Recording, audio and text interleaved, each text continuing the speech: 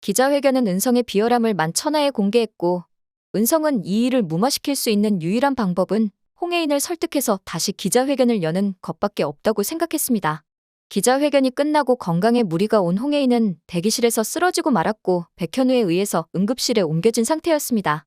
다행히 가벼운 쇼크라는 진단을 받고 병실로 옮겨져 휴식을 취하고 있는 홍해인에게 은성이 찾아왔다는 소식이 들렸습니다. 홍해인의 병실을 지키고 있던 백현우가 말했습니다. 좋은 말 할 때 오늘은 그냥 가십시오. 그러자 은성이 고개를 가로저었습니다.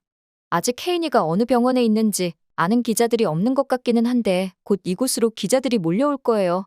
내가 미리 혜인이하고 말을 정리해놔야 여기로 올 기자들 미리 다 막고 내가 얘기해 줄 테니까 나한테 와라. 그렇게 설득할 수 있지 않겠어요?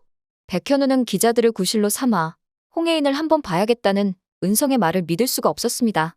홍해인의 충격적인 기자회견 때문에 온 세상에 협박범으로 낙인 찍힌 은성이 홍해인에게 무슨 짓이라도 할까봐 걱정됐습니다. 하지만 밖에서 이런 실랑이가 벌어지고 있는 걸 듣게 된 홍해인이 은성과 마무리 질게 있으니 그냥 들어오게 하려고 말했습니다. 은성이랑 해야 할 이야기가 좀 남았어. 들어오라고 해. 난 괜찮으니까. 백현우는 홍해인이 은성을 들어오라고 하자 안절부절하는 모습이었습니다.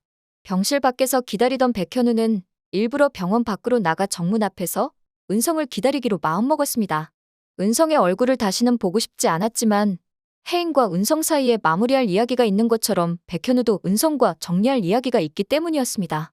은성이 절대 쉽게 수락할 이야기가 아니기에 백현우는 소란스러워질 것을 대비하여 미리 밖으로 나와 기다리던 것이었습니다. 홍혜인과의 이야기가 끝난 은성이 썩은 미소를 지으면서 걸어 나왔고 백현우가 그 앞에서 기다리고 있다가 은성이 가는 길을 가로막으며 물었습니다. 얘기 다 끝났습니까?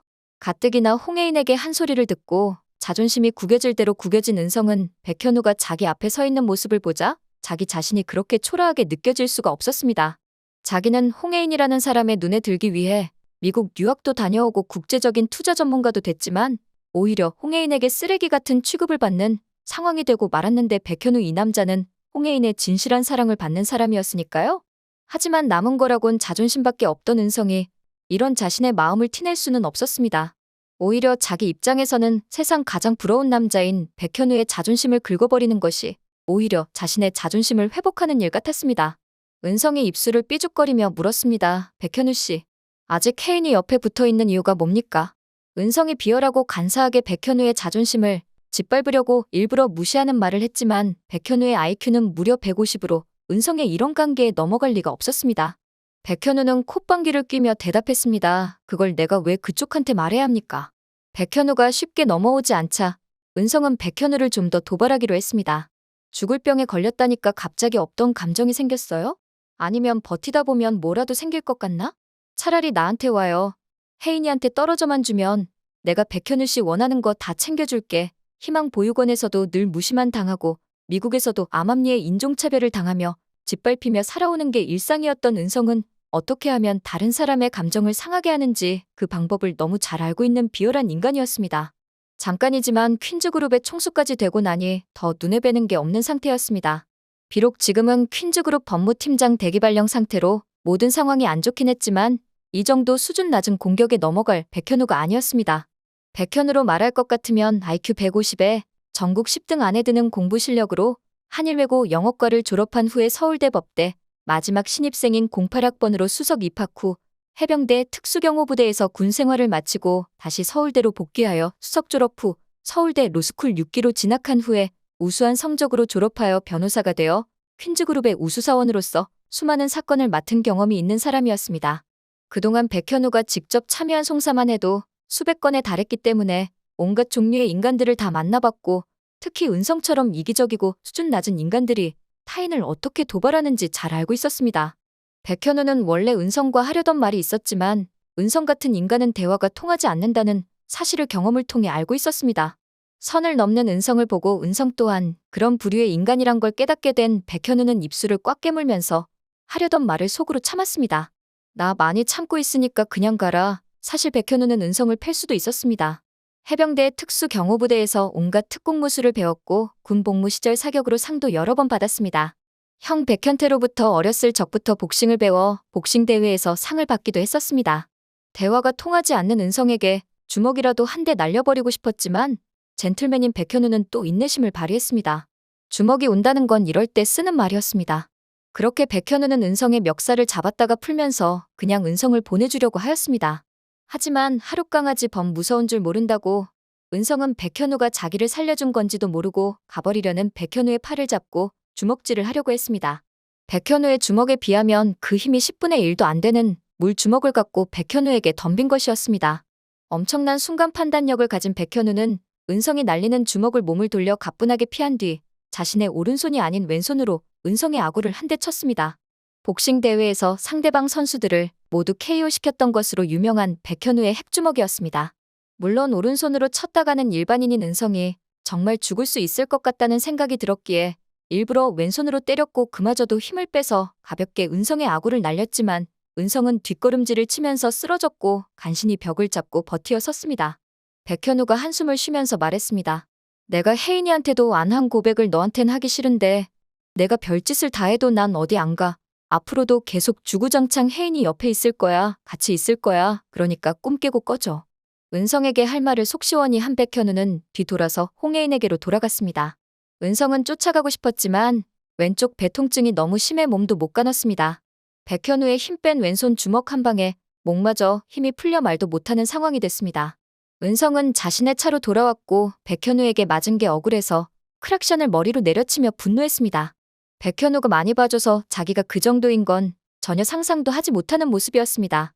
은성은 어딘가로 전화를 걸었습니다. 그때 말했던 백현우 기억나죠? 그 자식 좀 치워주세요. 은성은 자기가 직접 백현우를 상대하기에는 머리도 안 되고 힘도 안 된다는 걸 깨닫고 사람을 시켜 백현우를 죽이기로 했습니다.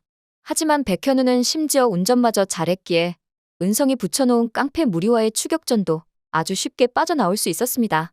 퇴원하는 홍혜인을 태우고 용두리로 가는 길에 자신의 차 말미에 붙은 꼬리들을 따돌린 백현우는 홍혜인과 함께 무사히 용두리로 내려왔습니다. 하지만 백현우를 추격하던 은성의 깡패들은 공사장 고무통에 차를 꼬라박고 백현우를 놓쳤다는 소식을 은성에게 전해줄 수밖에 없었습니다. 은성은 백현우가 운전마저 카레이서 수준이었다는 깡패들의 핑계를 들으면서 분노했고 아악하고 비명을 지르며 핸드폰을 내던졌습니다. 홍혜인은 무사히 용두리로 내려올 수 있었습니다. 하지만 웬일인지 두통이 점점 심해졌습니다. 홍혜인은 의사가 말했던 여명 3개월에서 벌써 한 달이란 시간이 지나가 버렸고 2달밖에 시간이 남지 않았단 생각에 백현우와 함께하는 모든 게 너무 소중했습니다. 백현우도 홍혜인과 매분 매초를 즐거운 일들로만 채우고 싶었습니다. 나랑 같이 산책 나갈래? 두 사람은 용두리 언덕 위로 올라가서 노을 지는 하늘을 바라보았습니다. 쌀쌀한 날씨에 홍혜인이 감기에 걸릴까봐 걱정된 백현우가 자신의 겉옷을 입혀줬습니다. 홍혜인은 이렇게 한가하고 평화롭고 행복한 시간이 얼마만인지 몰랐습니다. 노랗게 빨갛게 그리고 보랏빛으로 천천히 물들어가는 노을을 보는 홍혜인을 백현우가 옆으로 돌려 세웠습니다. 갑작스러운 백현우의 행동에 놀란 홍혜인이 백현우의 눈을 뚫어져라 바라보았습니다. 백현우는 홍혜인의 뺨을 두 손으로 어루만졌고 너무 사랑스럽다는 듯 홍혜인을 쳐다보았습니다. 백현우의 얼굴이 조금씩 홍혜인에게 다가갔습니다. 다가오는 백현우의 얼굴을 보던 홍혜인이 조심스럽게 눈을 감았습니다. 두 사람의 입술이 포개어졌습니다. 노을 지는 용두리 언덕과 어울리는 두 사람의 배나무 꽃같이 아름다운 키스였습니다. 퀸즈가에 있던 모스리와 은성은 이보다 더 불행할 수 없었습니다. 홍만대 회장을 의식불명 상태로 만들고 의결권을 모두 넘겨받을 때만 해도 두 사람은 퀸즈가가 자기들게 된 줄 알았습니다. 하지만 홍혜인의 충격적인 기자회견 이후 두 사람의 입지는 완전히 좁아졌습니다. 은성이 수단과 방법을 가리지 않는 비열한 투자자라는 인식이 널리 퍼졌고 주주들과 투자자들도 발을 빼기 시작했습니다. 홍만대 회장에게 끊임없이 약물을 주입하여 의식불명 상태로 만들어야 했던 모스리는 홍만대가 이미 깨어났을까봐 안절부절이었습니다. 지난번 홍만대 회장을 찾으러 예서의료원에 갔다가 허탕을 친 뒤였습니다. 모스리는 그동안 이 사실을 은성에게 솔직하게 털어놓지 않았지만 이제는 홍만대에게 계속 약물을 넣지 않으면 곧 깨어날 수 있다는 사실을 알려야 한다 판단해 은성이 홍만대를 또 빼돌렸단 가정하에 약물을 건네주었습니다. 너 이번에는 회장님 어디로 빼돌렸니? 엄마한테 돌려주지 않을 거면 이 약이라도 꼬박꼬박 넣어 죽어라. 그리고 이 약은 혜인이거다. 은성은 모스리가 홍만대에게 약물을 썼다는 사실까지는 알고 있었지만 홍혜인에게까지 약물을 써서 서서히 죽여가고 있었다는 사실까지는 모르는 상황이었습니다. 그 약물은 뇌의 기능을 마비시켜 클라우드 세포종과 같은 질환을 야기시키는 치명적인 독극물이었습니다. 모스리는 그동안 이 약물을 1년 전부터 매일 아침 홍해인의 오렌지 주스에 넣었고 홍해인은 급성 뇌종양에 걸렸던 것이었습니다. 하지만 이제 홍해인이 용두리에 내려가 버렸고 이 약물을 넣어주지 않으면 매우 빠른 속도로 회복이 될 수도 있는 상황이었습니다. 홍해인이 회복되기 전에 일을 마무리하려 했던 모스리는 일이 여의치 않게 진행되자 다시 홍해인을 아프게 만들려는 작정이었습니다. 지금까지 혜인이한테 이걸 먹인 거예요? 은성은 자신과 상의 한마디 하지 않고 홍해인에게 약을 먹인 모스리를 용서할 수 없었습니다. 그리고 홍해인에게 쓰라는 약병을 깨뜨리고 모스리를 벽으로 밀어붙였습니다. 한 번만 더 혜인한테 약 쓰면 내가 그때는 엄마 가만 안 둬요. 은성은 홍해인에 대한 미안함과 자신의 어리석음을 탓하다가 점점 이성의 끈을 잃어갔습니다. 그리고 주주들로부터 탄핵이 되어 퀸즈그룹 회장 자리에서도 내려오게 되고 맙니다. 모스리가 주는 약을 안 먹은 시점부터 홍해인의 클라우드 세포종은 빠른 속도로 회복되었고 완치 판정을 받은 홍해인은 퀸즈그룹 사장이 아닌 회장으로 복귀하게 됩니다. 오늘 영상 재밌으셨다면 구독과 좋아요 부탁드려요.